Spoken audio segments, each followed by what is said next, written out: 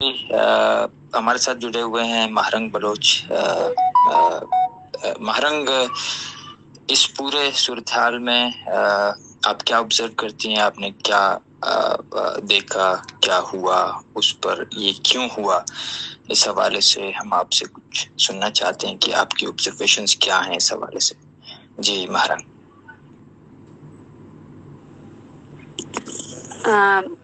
शुक्रिया कि मुझे इस अहम मौजू पे बात करने का मौका दिया गया। सोच और शऊर हम अगर सोचें और देखें तो मेरे ख्याल से सबसे पहले मैं ये शुरू करना चाहूँगी, क्योंकि आलिया जो बलूच औरतों की जिबरी गुमशुदगी में इजाफा हुआ है तो उसको जवाज़ कराची वाक़ये से दिया जा रहा है, और लेकिन ये ऐसा नहीं है। इस पर एक सोचने समझने की ज़रूरत है। जो आज के पॉलिटिकल एक्टिविस्ट्स हैं जो सियासत कर रहे हैं, तो कुछ चीज़ें हैं जिन पर मैं नज़र डालना चाहूँगी। सबसे पहले हम देखते हैं कि जो जमहूरी हुकूमत जो सिंध में जारी है पीपल्स पार्टी की तरफ से, और वो अपने आप को प्रोग्रेसिव और रियासत को बचाने वाली हुकूमत मानती है, बलोच औरतों की जिबरी गुमशुदगी सबसे पहले पीपल्स पार्टी की हुकूमत में हुई। वो उस वक्त जब वहाँ पे 1974 पे नैब की हुकूमत को ख़त्म किया गया, सरदार अताउल्ला मैंगल की हुकूमत को ख़त्म किया, पश्तूनख्वा में जो पश्तून थे उनकी हुकूमत को ख़त्म किया गया।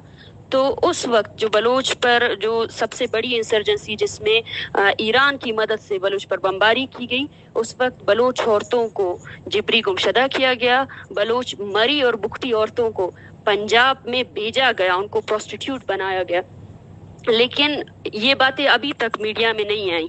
तो आज हम लोग जो एक गम और गुस्सा देख रहे हैं कि एक औरत की, एक माँ जिसका बच्चा जो है ना जिबरी गुमशुदा है, एक बेटी जो 12 साल से जिबरी गुमशुदगी के खिलाफ जंग लड़ रही है, उसका दुपट्टा खींचा जाता है, और वो लोग अभी भी एक अपने जो मर्द साथी है उसको बचाने की कोशिश कर रहे हैं। मैं ये बोलती हूँ कि ये उस जिब्र का एक इतना सलम है जिसको हमने कैमरे की आंख से देखा, जिसको आज पाकिस्तान का हर फर्द देख कर ये कह रहा है कि ये जिब्र है। मैं कहती हूँ आपने जिब्र को अभी तक देखा नहीं है। जो बलोच मर्द जो टार्चर सेलों में थे, उन्होंने देखा है कि उनके सामने बलोच औरतों को किस तरह रेप किया गया, उनको मारा गया। तो जिब्र की जो दास्तान है वो बहुत तवील है। खैर, मैं पीपल्स पार्टी की पर बात कर रही थी।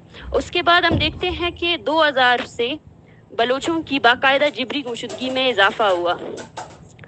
तो ये जो स्टेट बनी है, इसको हम ये कह सकते हैं कि एक आजमूदा नुस्खा नहीं था, मिलजुल कर कुछ बन गया तो उसको रियासत का नाम दे दिया गया। तो उसने जो बरतानिया की असूल थे उन सबको अपनाया, और उसमें सबसे पहले और जो आज तक 70 दहाइयों से जो अपनाए हुए है वो स्टेट वायलेंस है।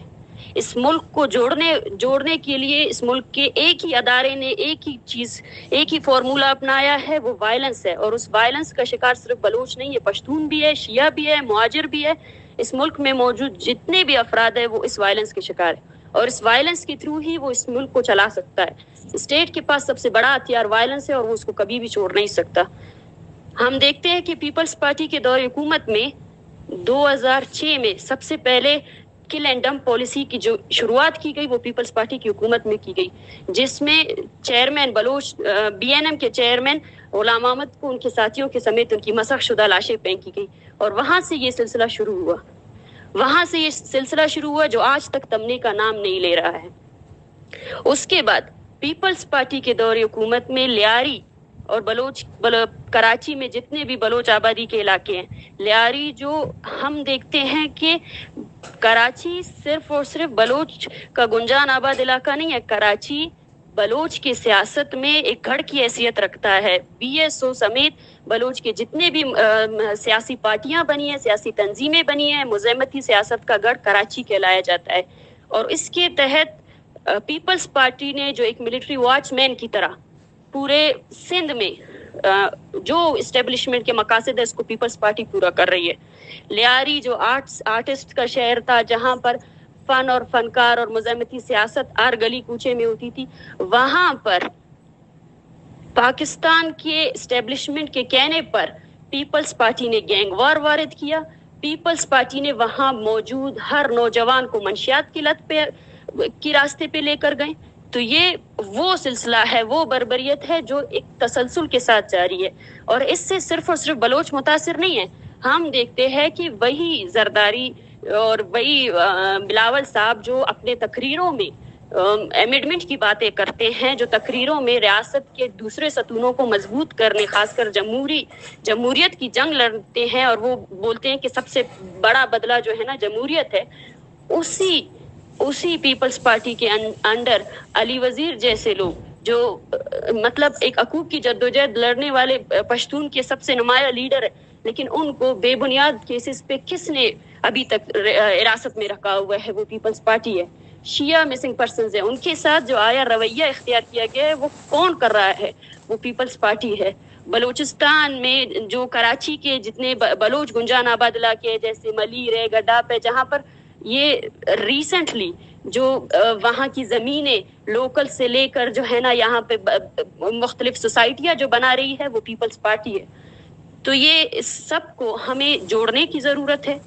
ایک سمی نے ایک طویل گفتگو کی، شاید کیونکہ یہ واقعہ آج ہوا ہے تو وہ چیزیں ساری ہمارے سامنے آ رہی تھی، ہماری آنکھوں کے سامنے، لیکن یقین کیجئے ایک بلوچ بچہ جب اپنی آنکھیں کھولتا ہے نا اس کو ہمیشہ جبری نظر آتا ہے، اور ہم ہر گزرتے وقت کے ساتھ جبر کو جب کمپیئر کرتے ہیں تو ہمیں لگتا ہے کہ پچھلا جو جبر تھا وہ تھوڑا کم تھا، آنے والا جبر اس سے زیادہ ہوگا. تو ہمیں حیرانگی نہیں ہوتی ہے. یہ آج کی برورد ہے جو یہ لوگ سوشل میڈیا کے تھرو، سوشل میڈیا وہ ٹول بنا ہے جو ہمیں اور جو پاکستان میں موجود جتنے افراد ہیں ان کو یہ دکھا رہا ہے کہ بھئی یہ ہے اسٹیٹ، دس از اسٹیٹ. اور پھر میں یہ کہنا چاہتی ہوں، جو سمی نے ایک طویل گفتگو کی جہاں پر بہانے بنائے گئے کہ یہ قانون ہے، آپ لوگوں نے یہ کیا، اسی وجہ سے ہم نے آپ کو حراست میں لیا، یہ وغیرہ، اس میں کوئی حقیقت نہیں ہے. میں یہ مانتی ہوں ایز اے پولیٹیکل ایکٹیوسٹ، اور یہ میں نہیں، بلوچ نے یہ بات شاید 1948 میں، 1956 میں، 1974 میں، اور مسلسل بلوچ یہ کہہ رہا ہے. لیکن آج پنجاب میں اور آج پورے پاکستان میں موجود جتنے بھی پولیٹیکل ایکٹیوسٹ ہیں، ہر فرد یہ جانتا ہے کہ اس اسٹیٹ کو رن کرنے والے لوگ کون ہیں، اور جو اس اسٹیٹ کو رن کر رہے ہیں وہاں صرف انہی کی حکومت چلتی ہے. اور جو لا اور جو کانسٹیٹیوشن جس کے تحت ہم بلوچ بار بار یہ کہتے ہیں کہ بھئی ہمیں اس آئین کے تحت اپنے حقوق دے دو، اپنے آئین کی حفاظت کرو، ہم انسان ہیں، انسانی حقوق کا خیال رکھو، اور قانون، اپنے عدالتوں کو عزت دو. مجھے نہیں لگتا کہ اس لا کی کوئی اہمیت بھی ہے ان لوگوں کے سامنے یا جو اس ریاست کو چلا رہے ہیں. جیسے میں نے ایک کتاب پہ پڑھا تھا کہ قانون صرف اور صرف اس لیے بنائے جاتے ہیں کہ مظلوموں کو اور زیادہ مظلوم رکھا جائے. قانون اس لیے نہیں بنائے جاتے کہ مظلوموں کو ان کا حق دیا جائے. آج جو ریسنٹلی ایک لہر آئی ہے اس میں یہ نہیں ہے، ایک پری پلان اس کے تحت بلوچ جو ویمن پولیٹیکل ایکٹیوسٹ ہیں ان کو باقاعدہ تھریٹ کیا جا رہا ہے.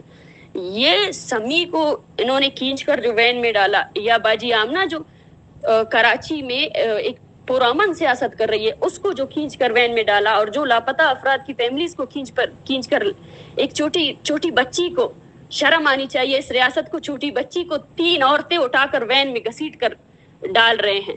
یہ ان پر ایک تھریٹ ہے کہ آئندہ سے کوئی بھی اگر بلوچ کے بارے میں بات کرے گا تو اس کا انجام یہی ہوگا. نہ ہی کوئی قانون یہاں ایگزسٹ کرتی ہے.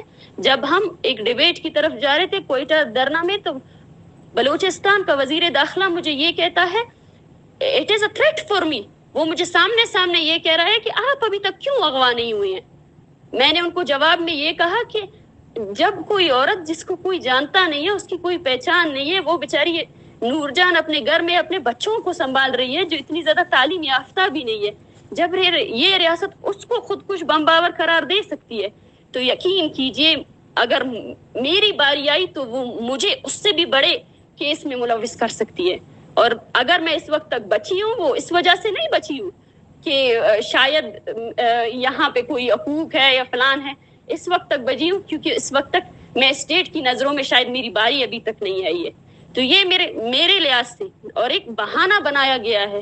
وہ محترم صاحب ایک وزیر داخلہ ہوتے ہوئے وہ کسی بھی ایف آئی آر کو ختم کر سکتے ہیں. وہ یہ کہہ رہے ہیں کہ جب ایک جنگ چڑھتی ہے تو गुनाहगार और बेगुनाह सब इसमें इसका शिकार हो जाते हैं. वो बलोची में कहते हैं कि एक मतल है कि इस तरह ये चीजें होती हैं. तो मैं यही कहती हूँ, अगर ये तसलसल जारी रहा तो पाकिस्तान को अपनी हिस्ट्री को देख लेना चाहिए. अगर वो सिर्फ और सिर्फ वायलेंस की बुनियाद पर यहाँ मौजूद कौमों को, जो माइनॉरिटीज है, उनको अपने हकूक की जंग से रोक सकती है, तो वो पिछले 70 दहाइयों से वो रोक नहीं पाई है. और ये जो सिलसिला चला है, जो आज का वाकया हुआ है, ये एक थ्रेट है पॉलिटिकल एक्टिविज्म की तरफ. ये एक थ्रेट है समी के लिए और उन जैसे वो तमाम लापता अफराद की फैमिलीज के लिए जो आगे बढ़कर सवाल करना जानती है, जो जद्दोजहद करती हैं. लेकिन बजाते एक पॉलिटिकल एक्टिविस्ट हम एक तरफ से चीज़ों का तज्जिया नहीं कर सकते हैं. मैं ये मानती हूँ और ये मेरा कि जब से बलूचिस्तान में कोई ऐसी पॉलिटिकल पार्टी नहीं आई जिसने बलूचिस्तान के मसले को रियल टर्म्स पर एड्रेस किया. बलूचिस्तान का मसला, यकीन कीजिए, बलोच आज भी ना, बलोच का मसला पानी कपड़ा ये चीज़ नहीं है. बलोच का मसला करप्शन भी नहीं है. जो एक बयानिया पंजाब में है, जो एक बयानिया इवन दो सिंध में है, यहाँ के लोग किसी और, आप कह सकते हैं कि वो जिस चीज से गुजर रहे हैं वो किसी की सोच से भी बाहर है. और हमारा मसला सिर्फ और सिर्फ हमारी तशख़्ख़ुस का मसला है, हमारी पहचान का मसला है, जिस पहचान की वजह से आज भी कराची यूनिवर्सिटी के स्टूडेंट्स इस खौफ में मुब्तला है कि कई उस वाक़ये के तहत उनको भी गिरफ्तार ना किया जाए. और जो रियासत बांग्लादेश की औरतों की बेहरमती कर सकती है, जो रियासत 1974 में बलोच औरतों को बेच सकती है, उनको प्रोस्टिट्यूट बना सकती है, उस रियासत से हमें रहम की ना उम्मीद करनी चाहिए, ना हमें अमेंडमेंट की उम्मीद करनी चाहिए कि वो रियासत अपने बिहेवियर में सुधार लाएगी. वो अपने बिहेवियर में कभी सुधार ला ही नहीं सकती है. एज अ पॉलिटिकल एक्टिविस्ट मैं ये समझती हूँ कि इन हालात में जो दूसरा पहलू मैं देख रही हूँ, जो बलूचिस्तान में मैं देख रही हूँ, कि अब लोग घरों से निकल रहे हैं. अब लोगों के अंदर वो जो खौफ है वो खत्म हो चुका है. क्योंकि जब आपने उन लोगों को उठाना शुरू किया जो आपके खिलाफ बोलते थे, तो लोगों को तसल्ली थी कि भाई अगर हम पुरअमन रहेंगे तो ये हमें कुछ नहीं करेंगे. लेकिन बात उन चंद लोगों की नहीं थी, बात उस रिश्ते की थी जो बलूचिस्तान और पाकिस्तान के साथ मबनी है. और वही रिश्ता, वही तजाद, आज बलोच, उस तजाद की वजह से आज बलोच का हर घर जल रहा है. आज बलोच का कोई भी ऐसा घर नहीं है जहाँ लापता अफराद ना हो. आज बलोच का कोई भी ऐसा घर नहीं है जहाँ एक लाश गिरी ना हो. और ये जो इस बर्बरियत को आज बलोच देख रहा है ना, ये उसकी वाकईतन हकीकत है जो उसको देख रहा है. और इस हालत में अब बलोच समझ चुका है कि मुज़ाहमत ही उसका रास्ता है. आप देख सकते हैं कि जैसे नूरजान के लिए इतने दिनों तक, इतनी गर्मी में, इतनी शदीद गर्मी में, उस इलाके के लोग जिन तक शायद आपकी नेट की सहूलियत नहीं पहुंचती है, मतलब आपने एक अरसा लगा दिया काउंटर इंसर्जेंसी पॉलिसी में. बलूचिस्तान को पुरअमन कहलाए और दिखाने में अपनी बजट का एक आधा हिस्सा वेस्ट कर दिया कि बलूचिस्तान पुरअमन है, बलूचिस्तान में तरक्की हो रही है.